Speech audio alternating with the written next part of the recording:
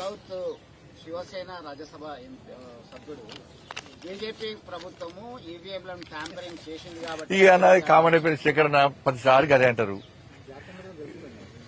మరి జార్ఖండ్ లో వాళ్ళు గెలిచే అవకాశం లేదు. ఈవెంట్ ట్యాబ్ ఇచ్చిరా. ఏక్నాథ్ షిండే మీద ఇప్పుడు తెలంగాణలో గెలిచిర్రు. తెలంగాణ వాళ్ళ ప్రభుత్వం వచ్చింది కదా, కర్ణాటకలో ప్రభుత్వం వచ్చింది కదా, హిమాచల్లో ప్రభుత్వాలనే కదా. అంటే వాళ్ళ ప్రభుత్వాలు లేని కాడ అయితే గెలిచిరు వాళ్ళు. మరి ఈవీఎంలు ట్యాంపరింగ్ చేస్తే పోయినసారి కంటే మాకు దేశంలో మెజార్టీ ఎందుకు తగ్గించుకుంటాం? మేము మొత్తం మాకే వేస్తాయి కదా. వారు వన్ సైడ్ అంటే మేము వేసుకుంటాం కదా. కానీ ఆ ప్రచార లెవెల్ నంబర్ అన్ని ప్రచారం చేస్తేనే లాస్ట్ అయిపోతుంది. దాంతో పక్కా ప్రభావం చూపిస్తాయి. ఇక్కడ ప్రజలు ఆలోచిస్తున్నారు. వాళ్ళ మహారాష్ట్రలో ప్రజలు తిరగబడ్డారు. ప్రజలు ఓటని 500 ద్వారా గుణపాఠం చెప్పారు. ఈ ప్రభుత్వం తప్పు ప్రచారం చేసింది, నమ్మించి మోసం చేసే ప్రయత్నం చేసింది. ఈ ప్రభుత్వాన్ని ఇట్నే చూసి చూడటుంటే మా కొంపలు ముడుస్తుంది కాంగ్రెస్ పార్టీ ప్రభుత్వం. కాబట్టి పక్కా ఇక్కడ ప్రజలు చైతన్యం అవుతారు. ఇలా భారతీయ జనతా పార్టీ నేతృత్వంలో మేము యుద్దం ప్రారంభించబోతున్నాం. తప్పకుండా ఈ ప్రభుత్వం గుణపాఠం చెప్తున్నాం.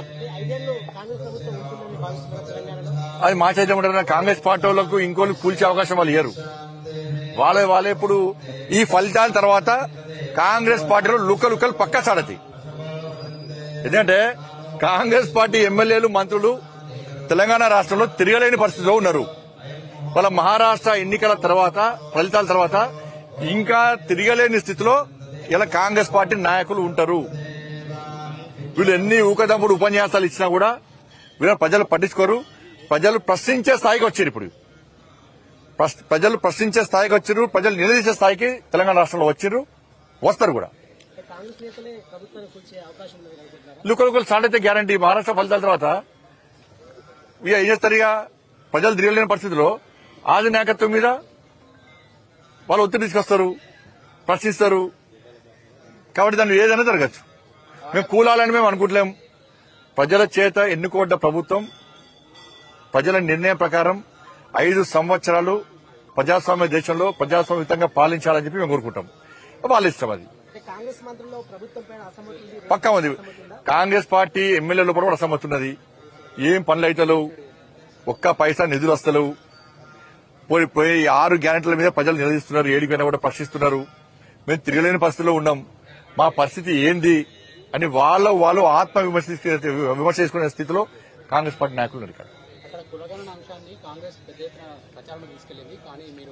ఇక్కడ ఇప్పుడు నేను అదే కులగణన విషయంలో చెప్పింది, అనేక విషయాలు చెప్పింది అండి పోయి. కాబట్టి ఇక్కడ కులగణన విషయంలో ప్రజలకు విశ్వాసం లేదు. కాంగ్రెస్ పార్టీ చేసే కులగణన విషయంలో ప్రజలకు విశ్వాసం లేదు. ఇవాళ మీరు కులగణన చూడండి, ఆ ఫామ్ చూడండి, మీరు మొత్తం పెన్సిల్తో నింపుతారు. ఇది ఎంత పెద్ద స్కామ్ అంటే కులగణన అనేది ఎంత పెద్ద అక్రమం అంటే మొత్తం పెన్సిల్తో నింపుతారు.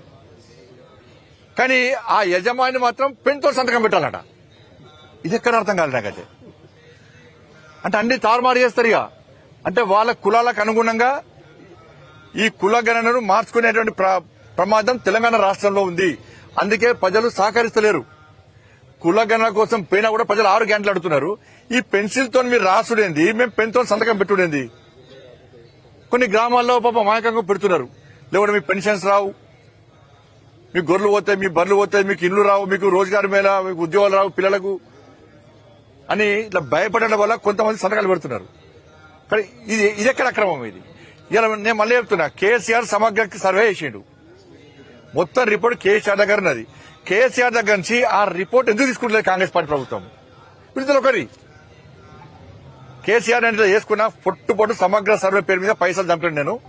కాబట్టి మీకు కూడా ఈ అవకాశం, మీరు కూడా కులగణన పేరు మీద పొట్టు పైసలు చంపుకోవచ్చు, ఆ ఖర్చు మీరు జేబులు నింపుకోవచ్చు అని చెప్పి కేసీఆర్ సలహా మేరకే ఇది చేస్తున్నారు వీళ్ళు. ఇప్పుడు కేసీఆర్ సమగ్ర సర్వే కోట్ల రూపాయలు ఖర్చు, 1000 కోట్ల రూపాయలు ఖర్చు పెట్టిండు. ఆయన రిపోర్ట్ ఇవ్వకుండా ఏం చేయాలి? కేసీఆర్ ఆస్తులు జప్తు చేయాలి. కేసీఆర్ దగ్గర నుంచి పైసలు వసూలు చేయాలి, రికవర్ చేయాలి. ప్రజల పైసలు అవి. నువ్వు సమగ్ర సర్వేని అయ్య కోసం చేసుకున్నావా, తాత కోసం చేసుకున్నావా, ఇంటి కోసం చేసుకున్నావా? పైసలు వరి ప్రజాధనం అది. నువ్వు ప్రజాధనంతో సమగ్ర సర్వే చేసి నువ్వు రిపోర్ట్ ఇవ్వకుండా సంకలం పెట్టుకుని ఫామ్ హౌస్ అంటే ఎవరి కోసం అది? కాబట్టి రికవరీ చేయాలి.